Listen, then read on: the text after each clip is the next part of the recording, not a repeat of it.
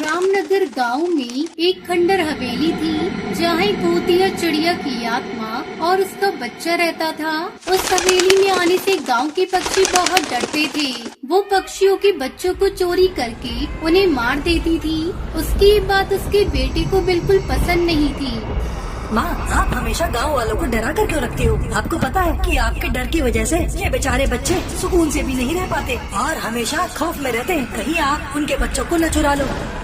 अरे पागल, तुझे क्या पता कि कितना मजा आता है इन्हें डराने में, और हमारा काम ही है डराना, नहीं तो हम भूत नहीं बनते। और बेटा, ये बात जरूर याद रखी, भूतिया चिड़िया की आत्मा कभी अच्छी नहीं होती। ये कहकर वो वहाँ से गायब हो जाती है। लेकिन उसके बेटे का स्वभाव काफी प्यारा था। वो किसी को भी दुखी नहीं देख सकता था। वहीं एक दिन देर रात भटकते भटकते गांव में रहने वाली टुनटुनी चिड़िया खेलती हवेली में घुस जाती है। भूतिया टुनी चिड़िया की आत्मा उसको देखकर बहुत खुश होती है।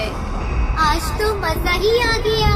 आज तो शिकार खुद अपने पैरों पर चलकर हमारे पास आया है।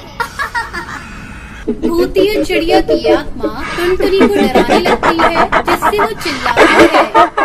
देखो भूतिया चिड़िया की आत्मा, मैं यहाँ गलती से आ गई, मुझे छोड़ दो, घर जाने दो। मेरी माँ मेरा इंतजार कर रही होगी। अगर मैं घर नहीं पहुँची तो वो बहुत परेशान होंगी। अरे तू कितना भी मेरे सामने गिड़गिड़ा ले, मैं तुझे नहीं छोड़ूंगी और तेरा सारा खून आज ही पी जाऊंगी। इतने में भूतिया टुनी चिड़िया की आत्मा का बेटा वहाँ आ जाता है और वो सब कुछ समझ जाता है। माँ, इसे जाने दो, ये तो बहुत छोटी है और आप इसके साथ ऐसा क्यों कर रही हो? अरे भीगे बिल्ले, तू चुप रहे, तुझे कुछ नहीं पता।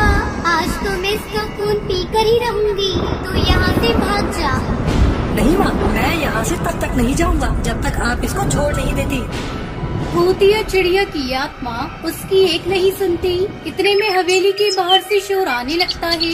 जब वो बाहर देखते हैं तो सारे गांव के पक्षी हवेली के बाहर खड़े होते हैं और रोते हुए उससे टुनटुनी को छोड़ने की विनती करते हैं।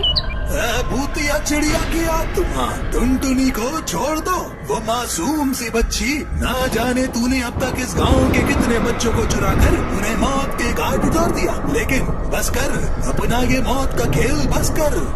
ये सुनकर भूतिया टुनी चिड़िया की आत्मा का बेटा अपनी माँ से कहता है, माँ, हम जो भी कर रहे हैं वो गलत है, हमें इस चिड़िया को जाने देना चाहिए। और ये तो देखो कि गाँव वाले कितने परेशान हैं, हमें इन्हें और परेशान नहीं करना चाहिए।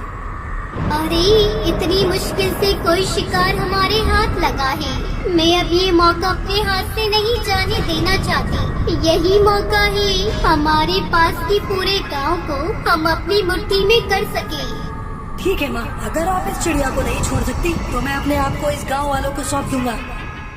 ये सुनकर वो घबरा जाती है और कहती है, नहीं बेटा, अभी तो तू शक्तिशाली भी नहीं हुआ, और अगर तू गांव वालों के बीच जाएगा तो वो तुझे चोट पहुंचा सकते हैं। अरे पगले, तू इस चिड़िया को बचाने की कोशिश क्यों कर रहा है? बेटा, तू तो जानता ही है ना कि मैं तेरे बिना बिल्कुल भी नहीं रह सकती। माँ, जब आप मेरे बिना नहीं रह सकती तो सोचो कि इस चिड़िया की माँ कैसे अपने बच्चे के बिना रहेगी। भूतिया टुनी चिड़िया की आत्मा को अपनी गलती का एहसास हो जाता है और उसे अपने बेटे की बात समझ में आ जाती है। हाँ हाँ बेटा, मुझे माफ कर दे, मुझे तेरी बात समझ में आ गई है। मैं इस चिड़िया को छोड़ने के लिए तैयार हूँ और गांव वालों से माफी मांगने के लिए भी तैयार हूँ। ये सुनकर उसका बच्चा खुश होता है और अपनी माँ के गले लग जाता है। दोनों मिलकर टुनटुनी चिड़िया को गांव वालों के पास छोड़ आते हैं और भूतिया टुनी चिड़िया की आत्मा उनसे अपनी की हुई गलती की माफी मांगती है और उस हवेली को हमेशा के लिए छोड़कर चली जाती है।